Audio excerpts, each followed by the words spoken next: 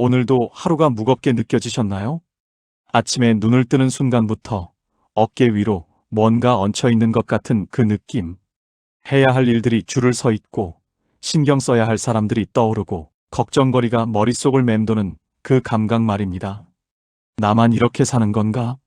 왜 이렇게 매일이 버거운 걸까? 40대, 50대, 60대를 살아가는 많은 분들이 비슷한 질문을 품고 계십니다. 자식 걱정, 부모 걱정, 건강 걱정, 경제적 불안, 관계 속 상처들, 아직 끝나지 않은 책임들과 사라지지 않는 걱정들이 우리를 매일 조금씩 지치게 만듭니다. 그런데 이상한 일입니다. 우리는 분명 최선을 다해 살아왔습니다. 성실하게 일했고, 책임감 있게 행동했고, 남들에게 피해주지 않으려 애썼습니다. 그런데도 삶은 왜 이렇게 무거운 걸까요?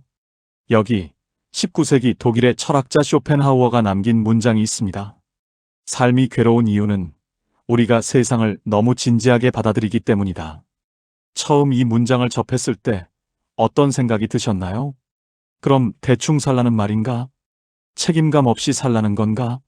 아닙니다. 쇼펜하우어가 말하고 싶었던 건 그게 아닙니다. 그가 발견한 진실은 이것입니다. 우리가 괴로운 건 삶이 원래 힘든 것이어서가 아니라 우리가 삶의 모든 순간, 모든 말, 모든 일에 너무 많은 의미를 부여하며 살아왔기 때문이라는 것입니다. 누군가의 말 한마디에 며칠씩 마음이 쓰이고 작은 실수에도 자책하며 잠 못 이루고 모든 관계를 완벽하게 유지하려 애쓰고 세상의 모든 평가에 스스로를 내맡기며 살아온 시간. 그 진지함이, 그 성실함이, 그 책임감이 오히려 우리를 짓눌러 온 건 아닐까요? 오늘 이 시간은 포기하라는 이야기가 아닙니다. 대충 살라는 이야기도 아닙니다. 이제는 조금, 아주 조금만이라도 힘을 빼고 살아도 되는 방법에 대한 이야기입니다. 세상을 조금 가볍게 바라보는 법. 모든 일에 온 마음을 쏟지 않아도 되는 자유. 더 이상 증명하지 않아도 되는 나이에 대한 이야기. 내려놓는 순간 인생은 정말로 가벼워질 수 있습니다. 지금부터 그 이야기를 시작하겠습니다. 기-공감의 시작. 한 60대 여성분이 상담센터를 찾아와 이렇게 말했다고 합니다. 제 하루 일과를 적어봤어요. 아침 6시 기상, 남편 아침 차리기, 설거지, 시장 보기, 점심 준비, 손주 돌보기, 저녁 준비, 정리. 그런데 이상한 게 뭔지 아세요?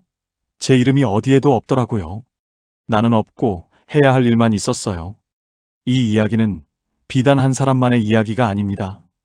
우리는 언제부터인가 나라는 존재를 지우고 역할과 책임이라는 이름으로 하루하루를 채워왔습니다. 아침에 눈을 뜨면 가장 먼저 떠오르는 생각이 오늘은 뭘 해야 하지? 입니다. 오늘 나는 무엇을 느끼고 싶지? 가 아니라 말이죠. 생각해보면 우리는 평생 무언가를 증명하며 살아왔습니다. 어린 시절에는 착한 아이라는 걸 증명해야 했습니다. 공부 잘하는 학생, 효도하는 자녀, 모범적인 청년. 그렇게 살아야 인정받고 칭찬받고 사랑받을 수 있다고 배웠습니다. 청년기에는 능력 있는 사람이라는 걸 증명해야 했습니다. 좋은 직장을 얻어야 하고 경쟁에서 이겨야 하고 남들보다 뒤처지지 않았다는 걸 계속 입증해야 했습니다. 결혼 후에는 좋은 배우자, 훌륭한 부모라는 걸 증명해야 했습니다. 가정을 잘 꾸려야 하고 아이들을 잘 키워야 하고 시댁이나 친정에도 잘해야 한다는 무언의 압박이 있었죠. 승-시대적 맥락과 깊이. 미국의 심리학자 베리 슈워츠는 저서 선택의 역설에서 이렇게 말했습니다. 현대인은 모든 선택을 최선으로 만들어야 한다는 압박에 시달린다. 그 결과 삶의 모든 순간이 시험이 되고 모든 결과가 성적표가 된다. 바로 이겁니다. 우리는 삶의 모든 순간을 하나의 시험지처럼 하나의 평가 대상처럼 받아들이며 살아왔습니다. 특히 우리 세대는 더욱 그랬습니다. 60대가 된 분들은 어떤 시대를 살아오셨습니까? 개인의 행복보다 가족의 책임이 우선이던 시대였습니다. 나를 위한 살보다 남들 보기에 부끄럽지 않은 삶이 중요하던 시대였죠. 한국보건사회연구원의 2023년 조사에 따르면 60대 이상 응답자의 78%가 자녀를 위해 자신을 희생하는 것이 당연하다고 답했습니다. 스스로의 행복보다 가족의 안정이 먼저였던 겁니다. 50대는 어떻습니까? IMF를 겪으며 살아남아야 한다는 절박함 속에서 청년기를 보냈습니다. 하루아침에 직장을 잃은 부모를 보며 나는 절대 뒤처지면 안 된다는 공포를 몸에 새겼습니다. 경쟁에서 이기지 못하면 모든 걸 잃을 수 있다는 불안 속에서 달려왔습니다. 40대도 마찬가지입니다. 88만 원 세대라는 말이 상징하듯 늘 부족하고 늘 불안하고 늘 더 해야 한다는 압박 속에서 단 한 번도 쉴 틈 없이 달려온 세대입니다. 독일의 철학자 한병철은 피로사회에서 이렇게 진단했습니다. 현대인은 해야 한다는 강박에 갇혀 스스로를 착취한다. 더 이상 외부의 명령이 필요 없다. 우리는 스스로에게 채찍질한다. 그러니 우리가 삶을 진지하게 대하는 건 당연한 일이었습니다. 진지하지 않으면 뒤처졌고 책임감 없으면 비난받았고 힘을 빼면 무너질 것만 같았으니까요. 전 마이너스 문제의 핵심. 그런데 여기서 우리가 놓친 게 하나 있습니다. 삶을 과제로 대하는 순간 우리는 삶을 즐기는 사람이 아니라 삶을 수행하는 사람이 되어버린다는 사실입니다. 아침에 일어나는 것도 과제가 됩니다. 오늘은 뭘 해야 하지? 식사를 하는 것도 과제가 됩니다. 건강하게 먹어야 해. 사람을 만나는 것도 과제가 됩니다. 실수하면 안 돼. 좋은 인상을 줘야 해. 심지어 쉬는 것조차 과제가 됩니다. 쉬었으니 이제 뭐라도 해야 하는데 모든 순간이 해야 할 것의 연속이 되어버리는 겁니다. 프랑스 작가 알베르 카뮈는 이렇게 말했습니다. 진정한 절망은 의미 없는 반복 속에서 온다. 시시포스가 괴로운 건 바위가 무거워서가 아니라 그 일이 끝나지 않을 거라는 걸 알기 때문이다. 우리의 삶도 그렇게 되어버린 건 아닐까요? 끝나지 않는 책임, 끝나지 않는 걱정, 끝나지 않는 해야 할 일들. 그렇게 살다 보면 어느 순간 깨닫게 됩니다. 나는 언제 내 인생을 살았던 걸까? 왜 나는 늘 누군가에게 보고하듯 살아온 걸까? 결 마이너스 깨달음과 전환. 어떤 분은 이렇게 말씀하십니다. 그래도 책임감 있게 산 게 자랑스러워요. 물론입니다. 그건 정말 대단한 일입니다. 당신은 충분히 잘 살아오셨습니다. 하지만 동시에 너무 무거웠던 것도 사실 아닐까요? 쇼펜하우어는 이렇게 말했습니다. 우리는 삶을 너무 심각하게 받아들인다. 마치 삶이 우리를 시험하는 것처럼, 우리가 통과해야 할 관문인 것처럼. 하지만 삶은 원래 그런 게 아니었다. 맞습니다. 삶은 원래 시험지가 아니었습니다. 누가 채점하는 것도 아니고 누구에게 제출하는 것도 아닙니다. 그저 우리가 오랜 시간 그렇게 대하는 습관을 들였을 뿐입니다. 그 습관이 지금 우리를 조금씩 무너뜨리고 있는 건 아닐까요? 매일 아침 눈 뜨는 게 두렵고 작은 실수에도 자책하고 남의 말 한마디에 며칠씩 흔들리고 나는 제대로 살고 있는 걸까? 라는 질문에 시달리는 이유. 그건 우리가 부족해서가 아닙니다. 우리가 삶을 너무 오래, 너무 진지하게, 너무 무겁게 짊어지고 살아왔기 때문입니다. 이제 조금 내려놓아도 괜찮습니다. 모든 걸 완벽하게 하지 않아도, 모든 평가에 합격하지 않아도 당신은 이미 충분히 잘 살아오신 겁니다. 삶은 과제가 아닙니다. 이제부터 그 사실을 조금씩 받아들여 보면 어떨까요? 그렇다면 이제 다음 질문이 남습니다. 왜 우리는 이렇게 진지하게 살 때 더 힘들어지는 걸까요? 그 이유를 다음 이야기에서 함께 살펴보겠습니다. 며칠 전 한 50대 남성분의 이야기를 들었습니다. 회사 후배가 점심 약속을 취소했다고 합니다. 선배님, 죄송한데 오늘 급한 일이 생겨서요. 누가 봐도 별일 아닌 상황이었습니다. 그런데 이분은 그날 저녁까지 그 생각에서 벗어나지 못했다고 합니다. 나를 피하는 건가? 내가 부담스러운 선배였나? 혹시 내가 뭘 잘못했나? 결국 잠도 제대로 못 이루고 다음 날까지 마음이 무거웠답니다. 후배는 진짜로 급한 일이 있었을 뿐인데 말이죠. 우리 주변에 이런 일들이 참 많습니다. 자녀가 전화를 안 받으면 나한테 관심이 없나 봐 걱정하고, 친구가 메시지를 늦게 답하면 내가 뭔가 잘못했나 불안해하고, 배우자가 조금만 피곤해 보여도 내가 부족한가 봐 자책합니다. 심지어 마트 직원이 무뚝뚝하게 응대해도 내가 뭔가 이상해 보였나? 라는 생각이 들 때가 있습니다. 왜 우리는 이렇게 작은 일에도 크게 흔들리는 걸까요? 심리학자 엘버트 앨리스는 인간의 고통을 이렇게 설명했습니다. 사람들은 사건 자체 때문에 괴로워하는 게 아니다. 그 사건을 어떻게 해석하느냐에 따라 괴로워한다. 바로 이겁니다. 문제는 상황이 아니라 우리가 그 상황에 부여하는 의미입니다.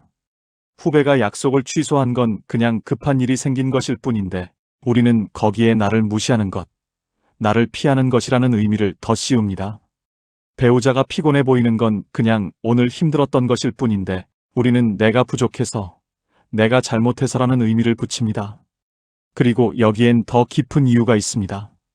우리는 오랜 시간 동안 인정받아야 한다는 압박 속에서 살아왔습니다. 남들에게 좋게 보여야 하고, 실수하면 안 되고, 항상 완벽해야 한다는 무의식적 믿음을 키워왔죠. 그래서 작은 일에도 예민해집니다.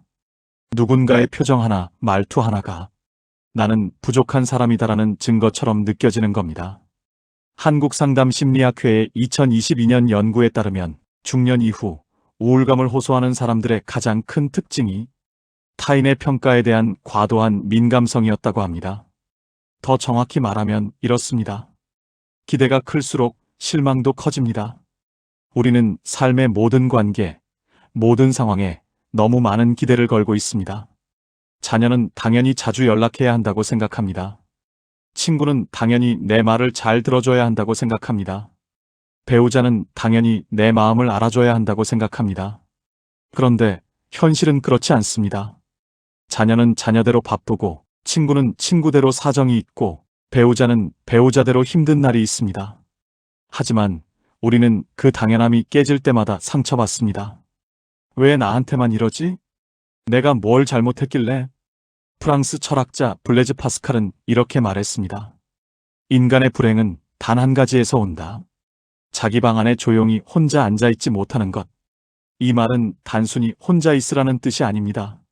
내면의 평화 없이 외부에서 의미를 찾으려 할 때 불행해진다는 뜻입니다. 우리가 괴로운 이유도 비슷합니다. 우리는 끊임없이 외부에서 확인받으려 합니다. 내가 괜찮은 사람이라는 걸, 내가 사랑받을 만한 사람이라는 걸 타인의 반응을 통해 증명받으려 하는 겁니다. 그러니 모든 말, 모든 행동, 모든 표정이 나를 판단하는 잣대처럼 느껴집니다. 더 큰 문제는 이런 진지함이 악순환을 만든다는 겁니다. 너무 진지하게 받아들이니까 작은 일에도 상처받고, 상처받으니까 더 조심하게 되고, 더 조심하니까 더 긴장하게 되고, 더 긴장하니까 더 예민해지고, 더 예민해지니까 또다시 상처받는 것입니다. 어느 60대 여성분은 이렇게 말씀하셨습니다. 요즘은 사람 만나는 게 두려워요. 내가 한 말이 상대에게 어떻게 들렸을까? 내가 실수한 건 아닐까 하는 생각에 집에 와서도 며칠씩 곱씹게 돼요.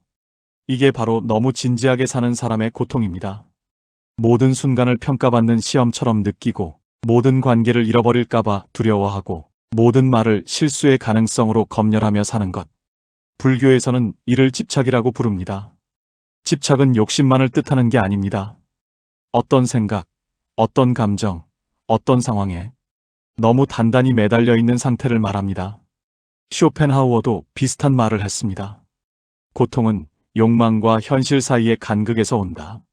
그리고 그 간극은 우리가 현실을 얼마나 강하게 붙잡으려 하느냐에 비례한다. 다시 말해, 우리가 상황을 얼마나 진지하게, 얼마나 단단히 붙잡느냐에 따라 고통의 크기가 결정된다는 뜻입니다.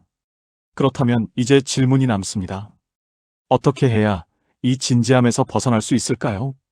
어떻게 해야 모든 일을 상처로 받아들이지 않을 수 있을까요? 쇼펜하우어는 이에 대한 답을 가지고 있었습니다. 그가 말한 가볍게 산다는 것의 진짜 의미, 다음 이야기에서 함께 살펴보겠습니다. 며칠 전 한 50대 남성분의 이야기를 들었습니다. 회사 후배가 점심 약속을 취소했다고 합니다. 선배님, 죄송한데 오늘 급한 일이 생겨서요. 누가 봐도 별일 아닌 상황이었습니다. 그런데 이분은 그날 저녁까지 그 생각에서 벗어나지 못했다고 합니다. 나를 피하는 건가? 내가 부담스러운 선배였나? 혹시 내가 뭘 잘못했나? 결국 잠도 제대로 못 이루고 다음 날까지 마음이 무거웠답니다. 후배는 진짜로 급한 일이 있었을 뿐인데 말이죠. 우리 주변에 이런 일들이 참 많습니다. 자녀가 전화를 안 받으면 나한테 관심이 없나 봐 걱정하고, 친구가 메시지를 늦게 답하면 내가 뭔가 잘못했나 불안해하고, 배우자가 조금만 피곤해 보여도 내가 부족한가 봐 자책합니다. 심지어 마트 직원이 무뚝뚝하게 응대해도 내가 뭔가 이상해 보였나? 라는 생각이 들 때가 있습니다. 왜 우리는 이렇게 작은 일에도 크게 흔들리는 걸까요? 심리학자 엘버트 앨리스는 인간의 고통을 이렇게 설명했습니다. 사람들은 사건 자체 때문에 괴로워하는 게 아니다. 그 사건을 어떻게 해석하느냐에 따라 괴로워한다. 바로 이겁니다. 문제는 상황이 아니라 우리가 그 상황에 부여하는 의미입니다.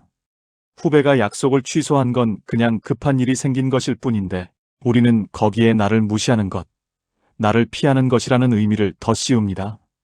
배우자가 피곤해 보이는 건 그냥 오늘 힘들었던 것일 뿐인데, 우리는 내가 부족해서, 내가 잘못해서라는 의미를 붙입니다. 그리고 여기엔 더 깊은 이유가 있습니다. 우리는 오랜 시간 동안 인정받아야 한다는 압박 속에서 살아왔습니다. 남들에게 좋게 보여야 하고, 실수하면 안 되고, 항상 완벽해야 한다는 무의식적 믿음을 키워왔죠. 그래서 작은 일에도 예민해집니다. 누군가의 표정 하나, 말투 하나가 나는 부족한 사람이다라는 증거처럼 느껴지는 겁니다.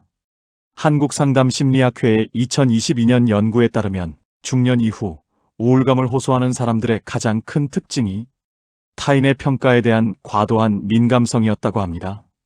더 정확히 말하면 이렇습니다. 기대가 클수록 실망도 커집니다. 우리는 삶의 모든 관계, 모든 상황에 너무 많은 기대를 걸고 있습니다. 자녀는 당연히 자주 연락해야 한다고 생각합니다. 친구는 당연히 내 말을 잘 들어줘야 한다고 생각합니다. 배우자는 당연히 내 마음을 알아줘야 한다고 생각합니다. 그런데 현실은 그렇지 않습니다. 자녀는 자녀대로 바쁘고, 친구는 친구대로 사정이 있고, 배우자는 배우자대로 힘든 날이 있습니다. 하지만 우리는 그 당연함이 깨질 때마다 상처받습니다. 왜 나한테만 이러지? 내가 뭘 잘못했길래? 프랑스 철학자 블레즈 파스칼은 이렇게 말했습니다. 인간의 불행은 단 한 가지에서 온다. 자기 방 안에 조용히 혼자 앉아있지 못한 것. 이 말은 단순히 혼자 있으라는 뜻이 아닙니다. 내면의 평화 없이 외부에서 의미를 찾으려 할 때 불행해진다는 뜻입니다.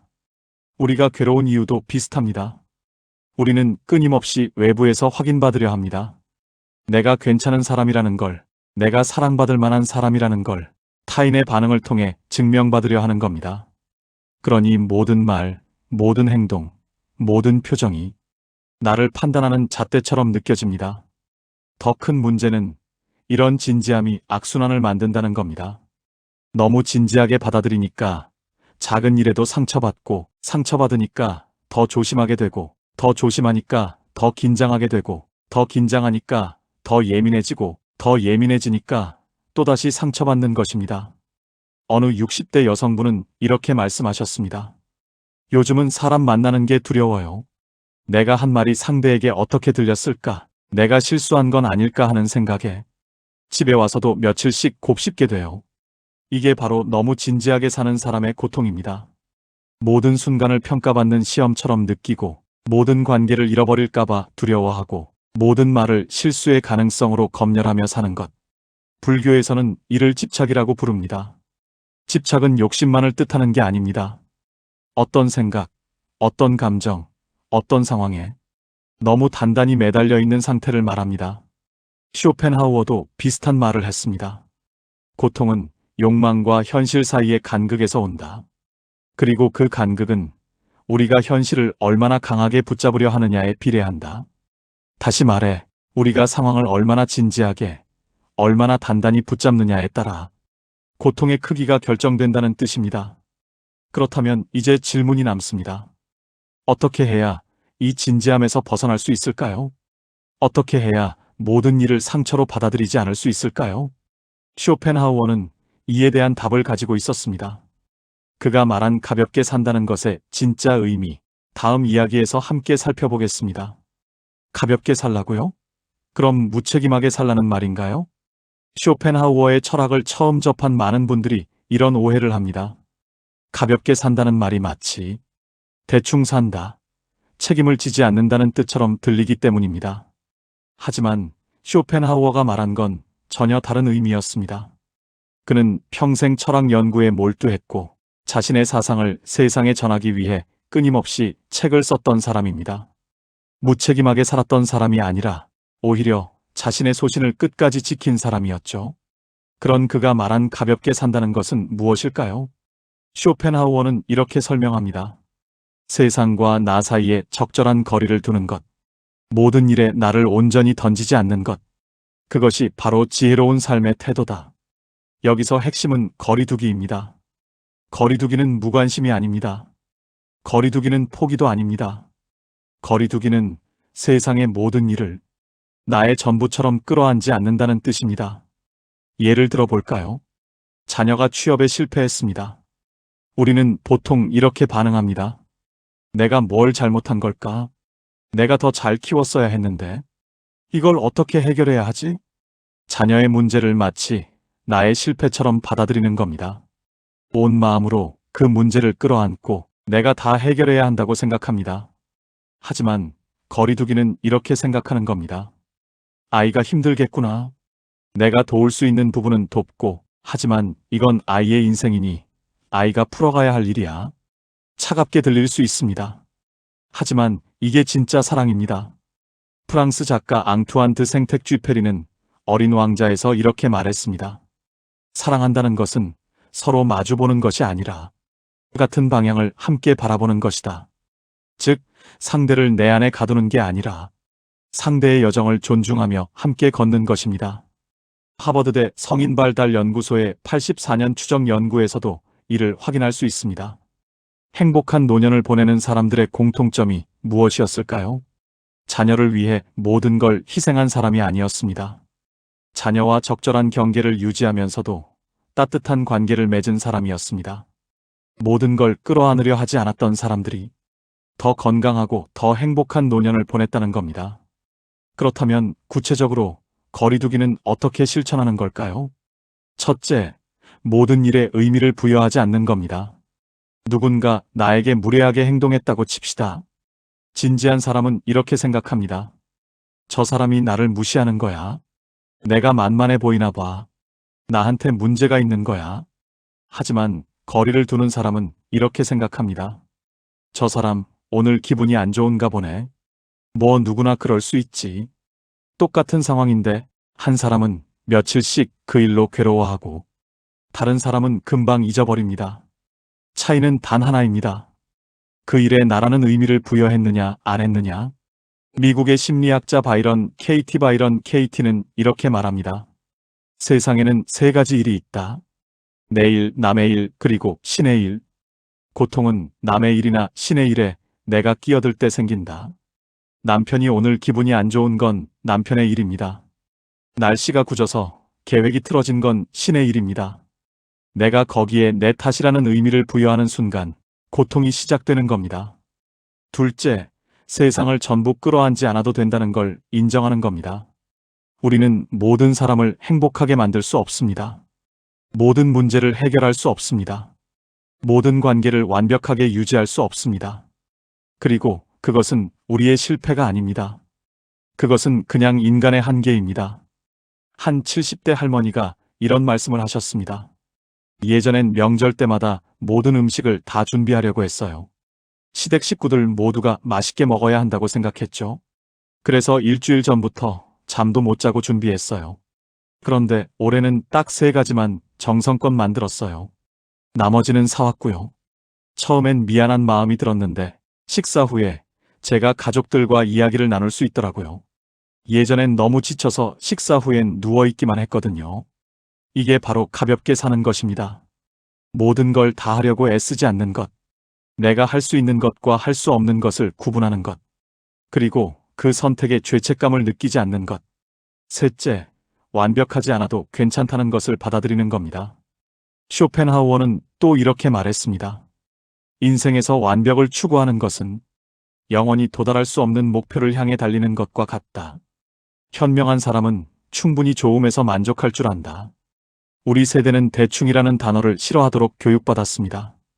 무슨 일이든 완벽하게, 최선을 다해야 한다고 배웠죠. 하지만 이제는 인정할 때가 되었습니다. 완벽은 환상이라는 것을, 충분히 좋음도 충분하다는 것을. 청소를 예로 들어볼까요? 집안 구석구석 먼지 하나 없어야 한다고 생각하면 끝이 없습니다. 하지만 눈에 보이는 곳만 깨끗하면 충분해라고 생각하면 훨씬 마음이 가벼워집니다. 가볍게 산다는 건 결국 이런 겁니다. 책임은 다하되 모든 결과를 내 탓으로 돌리지 않는 것. 관계는 소중히 하되 모든 사람을 만족시키려 하지 않는 것. 최선은 다하되 완벽을 강요하지 않는 것. 이건 무책임이 아닙니다. 이건 지혜입니다. 노자는 도덕경에서 이렇게 말했습니다. 물처럼 살아라. 물은 낮은 곳으로 흐르지만 만물을 이롭게 한다. 물은 힘을 빼고 있지만 가장 강합니다. 물은 아무것도 붙잡지 않지만 모든 것을 품습니다.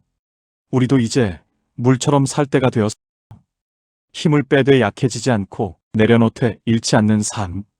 그게 바로 쇼펜하우어가 말한 가볍게 사는 것의 진짜 의미입니다. 그렇다면 구체적으로 우리는 어떻게 이 태도를 일상에서 실천할 수 있을까요? 다음 이야기에서 함께 살펴보겠습니다. 한 58세 여성분이 상담실에서 이렇게 말했습니다. 며느리가 명절에 안 온다고 하더라고요. 처음엔 서운했어요. 그래서 카카오톡으로 긴 메시지를 보냈어요. 우리가 얼마나 준비했는지, 가족이 모이는 게 얼마나 중요한지, 조부모님들이 얼마나 손주를 보고 싶어 하시는지. 그런데 보내고 나서 며칠 동안 후회했어요. 내가 왜 저런 말을 했을까? 며느리가 부담스러워 하겠네. 관계가 더 나빠진 건 아닐까? 그리고 깨달았어요. 안 보내는 게 나았겠다고요. 이 이야기에는 중년 이후 우리가 배워야 할 가장 중요한 태도가 담겨 있습니다. 첫 번째 태도, 다 설명하지 않아도 된다. 우리는 평생 설명하며 살아왔습니다. 왜 이렇게 했는지 설명하고, 내 마음이 어떤지 설명하고, 내가 얼마나 노력했는지 설명하며 살아왔죠. 왜 그랬을까요? 이해받고 싶어서입니다. 인정받고 싶어서입니다. 나는 잘못하지 않았어라고 증명하고 싶어서입니다. 하지만 중년이 되면 깨닫게 됩니다. 아무리 설명해도 이해하지 못하는 사람은 이해하지 못한다는 것을, 그리고 진짜 나를 아는 사람에게는 설명이 필요 없다는 것을. 미국 시인 마야 안젤로 마이어 앤젤로는 이렇게 말했습니다. 사람들은 당신이 한 말을 잊어버릴 것이고 당신이 한 행동도 잊어버릴 것이다. 하지만 당신이 그들에게 느끼게 한 감정은 절대 잊지 않는다. 긴 설명보다 중요한 건 결국 관계의 질입니다. 며느리에게 긴 메시지를 보내는 대신 짧게 알았어요. 조심히 다녀와요 라고만 답했다면 어땠을까요? 오히려 며느리는 편안함을 느꼈을 겁니다. 우리 시어머니는 이해해 주시는 분이구나 라고요. 침묵은 때로 가장 강력한 메시지입니다. 설명하지 않는 것이 오히려 품격입니다. 두 번째 태도, 모든 싸움에 참여하지 않아도 된다. 한 60대 남성분의 이야기입니다. 요즘 SNS를 보면 화가 날 때가 많아요. 젊은 사람들이 우리 세대를 꼰대라고 비난하더라고요. 처음엔 댓글로 반박하고 싶었어요. 너희들은 우리가 얼마나 고생해서 이 나라를 일궈놨는지 모른다고요. 그런데 요즘은 그냥 지나쳐요. 싸워봤자 내 마음만 상하더라고요. 맞습니다. 모든 전쟁터에 나갈 필요가 없습니다. 누군가 나를 오해하고 있어도, 누군가 불공평한 말을 해도, 누군가 나를 무시하는 것 같아도 꼭 그 자리에서 증명하고 바로잡을 필요는 없습니다. 마크 트웨이는 이런 명언을 남겼습니다. 바보와 논쟁하지 마라. 남들이 누가 바보인지 구별하지 못할 것이다. 더 정확히 말하면 이렇습니다. 싸움에 참여하는 순간 우리는 상대와 같은 수준으로 내려가는 겁니다. 한국심리학회의 2023년 연구에 따르면 60대 이상의 행복도가 높은 그룹과 낮은 그룹의 차이는 소득이나 건강보다 갈등 대처 방식에서 더 크게 나타났다고 합니다. 행복한 노년을 사는 사람들의 공통점은 선택적으로 에너지를 쓴다는 것이었습니다. 꼭 싸워야 할 일과 그냥 흘려보내도 될 일을 구분하고 대부분의 경우 후자를 선택한다는 겁니다. 이건 비겁함이 아닙니다. 이건 지혜입니다. 친구가 모임에서 나에 대해 안 좋은 말을 했다는 소식을 들었습니다. 예전 같으면 당장 전화해서 따졌을 겁니다. 하지만 이제는 이렇게 생각할 수 있습니다. 그 친구도 힘든 일이 있었나 보다. 내가 나서서 상황을 더 악화시킬 필요는 없겠다. 시간이 지나면 많은 문제들이 저절로 해결됩니다. 우리가 개입하지 않아도 말이죠. 세 번째 태도, 내려놓는 사람이 지는 게 아니다. 이게 가장 어려운 태도입니다. 우리는 평생 포기하면 안 된다고 배워왔습니다. 끝까지 버티고, 끝까지 싸우고, 끝까지 노력해야 한다고요. 그래서 내려놓는 것을 지는 것으로 생각합니다. 내려놓는 것을 패배로 받아들입니다. 하지만 정말 그럴까요? 한 65세 남성분의 이야기입니다. 아들이 40살인데 아직 결혼을 안 했어요. 몇 년 전까지만 해도 소개팅을 시키고 결혼 얘기를 꺼내고 재촉하곤 했죠. 아들과 관계만 나빠졌어요. 작년에 결심했습니다. 아들 인생은 아들이 책임진다. 나는 더 이상 관여하지 않겠다. 그런데 신기한 일이 일어났어요. 아들이 오히려 전화를 자주 하더라고요. 편하게 자기 얘기를 하기 시작했어요. 저도 마음이 훨씬 가벼워졌고요. 내려놓는 순간 오히려 얻게 되는 것들이 있습니다. 통제하려던 것을 놓아주면 자유가 생깁니다. 집착하던 것을 놓아주면 평화가 찾아옵니다. 증명하려던 것을 놓아주면 여유가 생깁니다. 중국 선불교의 임재선사는 이렇게 말했습니다. 손을 쥐고 있으면 손 안에 아무것도 없지만 손을 펴면 온 세상이 내 손 안에 있다. 참으로 지혜로운 말입니다. 이 세 가지 태도를 실천하는 건 쉽지 않습니다. 평생 들어온 습관을 바꾸는 일이니까요. 하지만 연습할 수는 있습니다. 오늘 하루만이라도 설명하고 싶은 말을 삼켜보세요. 싸우고 싶은 마음을 잠시 접어보세요. 붙잡고 있던 무언가를 살짝 놓아보세요. 처음엔 불안할 겁니다. 이렇게 해도 되는 걸까? 하지만 시간이 지나면 알게 됩니다. 아무 일도 일어나지 않았다는 것을. 아니, 오히려 상황이 나아졌다는 것을. 프랑스 작가 조르주 베르나노스는 이렇게 말했습니다. 자유는 소유하는 데 있지 않고 포기하는 데 있다. 중년 이후의 자유는 더 많이 얻는 데서 오지 않습니다. 조금씩 내려놓는 데서 옵니다. 다 설명하지 않고 모든 싸움에 나서지 않고 집착을 내려놓을 때 우리는 비로소 자유로워집니다. 그리고 그때 삶은 정말로 가벼워지기 시작합니다. 5챕터 마무리 마이너스 이제는 증명하는 삶이 아니라 숨 쉬는 삶으로 약 3천자. 한 62세 여성분에게서 편지가 왔습니다. 6개월 전 선생님의 글을 읽고 작은 실험을 시작했어요. 하루에 한 가지씩만 내려놓기를 해보자고요. 첫날은 아침 설거지를 다음 날로 미뤘어요. 죄책감이 들더라고요. 이러면 안 되는데. 둘째 날은 친구의 부탁을 거절했어요. 미안한 마음에 잠이 안 왔어요. 셋째 날은 며느리한테 하려던 잔소리를 참았어요. 불안했어요. 이렇게 놔두면 어떡하지? 그런데 일주일이 지나고 한 달이 지나니까 신기한 일이 일어났어요. 설거지를 안 해도 세상은 무너지지 않았고 친구는 여전히 제 친구였고 며느리는 오히려 더 편하게 대하더라고요. 그리고 저는 30년 만에 처음으로 내가 살고 있구나라는 느낌을 받았어요.